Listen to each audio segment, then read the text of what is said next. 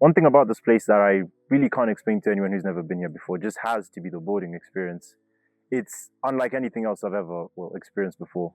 The brotherhood, the people that you meet, the experiences that you have, it's really something I can't even begin to describe, honestly. The best thing ever, from like fighting for bread at like 2 in the morning to playing hide and seek when the lights are out. You can't really do that or get that anywhere else. People here are wonderful. Um, I believe time waits for no man is one thing that year 13 really taught me, because being in my topmost class, being the topmost student and all that, like once you mess up, just know time is not waiting for you as time waits for no man. So you have to actually be on standby, do what is right, do what is needed all the time. That's it. If I could go back in time and talk to my year 9 self, I'll definitely tell him one thing: that good things happen in their own time. At the time, I guess I was kind of stressed with a lot of things. I did want, to get into a good school at the time, and I was struggling. And there was a lot of other material possessions I was trying to get into. In fact, I even tried to start my own business at the time. But over time, things did work out. And if you just sit and wait, things do work themselves out over time. A lot of people, the people that have been to Greensteds, most definitely have heard the name of Babaya, and it's quite the experience. But it starts off from just normal things that you do, like as a group. You be picked, you do flags and everything in between. But the main thing that I can't explain is the smile on the Dark Angel's face when they're giving you pity. Can't like It's so undescribable. They're doing it out of pure hate. But no, that's just a really good experience. Apart from that, the team building in Babaya is also pretty good. But some of the craziest memories I've had were with Babaya. So it really made our class, especially when we went through it, it made our class like way more stronger together. We were very united at that point. But yeah, it's very fun, very very beautiful. And also it brings the community way closer. The Greens community brings it very very close. It makes you realize that not everybody sees things the same way. It gives you a very totally different perspective on how people react to things, stuff like that. But yeah, Baba is the main thing I can. One person that really did impact me a lot, and they probably don't even know it, has to be Duke. Shout out to you if you're watching this. But he's actually my best friend, and I met him my first day here. Played a huge role into turning me from being the shy kid into being the more outgoing person that I am right now. So apart from the headmaster, if there's anyone who I can attribute my success even as being head boy today to, it has to be Duke. In Greensteds, there's a few people who have changed me without even knowing, and unfortunately, fortunately, one of them graduated, but I'll still talk about her, and that's Rachel.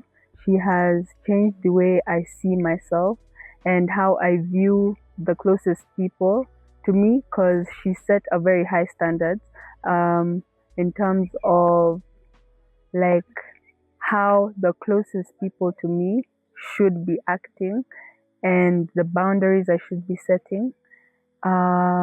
She has showed me to be more confident in my ideas and how I should bring them out. She has changed how I also take care of myself, because she's a clean freak, and she showed me many products that have honestly changed my life. Thank you for that. Next is Miss Eva. She has changed the way I view my siblings. She's changed the way I act with them, how I take care of them. She's changed the way I just how I act. Honestly, she's changed a lot. She has brought that motherly feeling from home to school. So yeah, She made me comfortable in school. Imani has changed how I look at the world. She's made my perspective more creative, and that has helped me like put myself in many different shoes. Yeah. Esther has showed me, has changed the way I pace myself. She's taught me to take a step back, look at it. I don't need to act immediately. Um, Esther and Matthias have taught me how to pace myself, how to take things slow, and they've showed me a slower view of the world. Taking things fast will make you act in ways you'd regret right after the situation happens. Yeah. What am I gonna miss most about this place in 10 years? It's gotta be the people. I mean, I'm leaving here. As I leave here, heading out to uni, I'm going to meet a whole horde of different people, but they will never be the extraordinary group of people that I had here. I am thankful, forever thankful to Greensteds for having this really warm and welcoming atmosphere. All the students here are quite down to earth and really reasonable people, and it's something I'm really gonna miss. It's not really something you can just get out there. What I'll miss most about this place is the early morning showers that are often cold, or dragging people out of dorms to come play football by giving them snacks. If I was told to send one of my classmates to talk to the aliens when they invade us, I will send no one because we're just jokesters. It's just too funny. When we see their head shapes, we'll just laugh. Yeah, we're just a fun class. So I will not send anyone. If one person, if I was told, if I was going to ask anyone in my class who will survive in that place, probably they'll say me, cause me or Matthias, cause we'll both sleep the whole invasion. Cause why stress? Just sleep. Yeah. I'll start off by giving him a hard knock on the head, because at that time I never really used to think about the future. I only used to think about like the moment. Like I'll get in trouble like every time skipping class, jumping through windows, climbing trees and tractors, all for the moment and not thinking about the future. So number one, I'll tell him to like focus more on books. You'd rather suffer now than suffer later, you know, rather than trying to catch up with everything now when I'm older and like you're 12, you're 11 and you're 13. I'll start off by telling him that.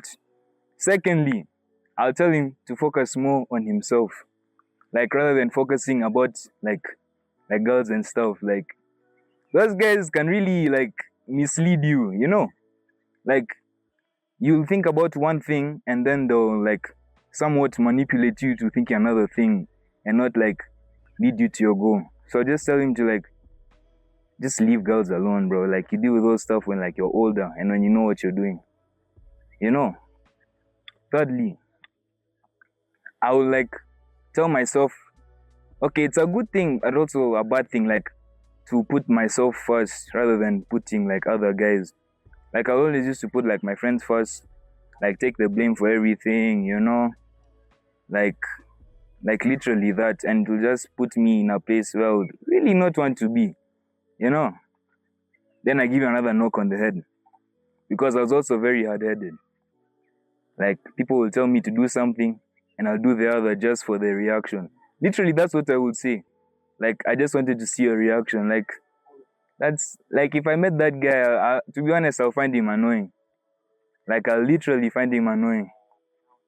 You know, like just imagine some kid with a high top, with a big smile, like just running around causing mayhem everywhere. Like literally, I was known here as a troublemaker. That's why I always get teachers telling me, "Oh, you've changed, you've this and this," because I was a hardhead, and not only in school, even at home. So I'll just literally tell my young self to literally just focus and do what brought you here. Of course, there's always times for like having fun and everything, but it's not every day, you know. So every day you like just look for fun rather than doing what brought you here. So that's what me I would tell my year 9 self. Well, it's been a ride, a journey, sure, but it's time for us to head out to a new chapter. It's the Council 2026, finally signing out.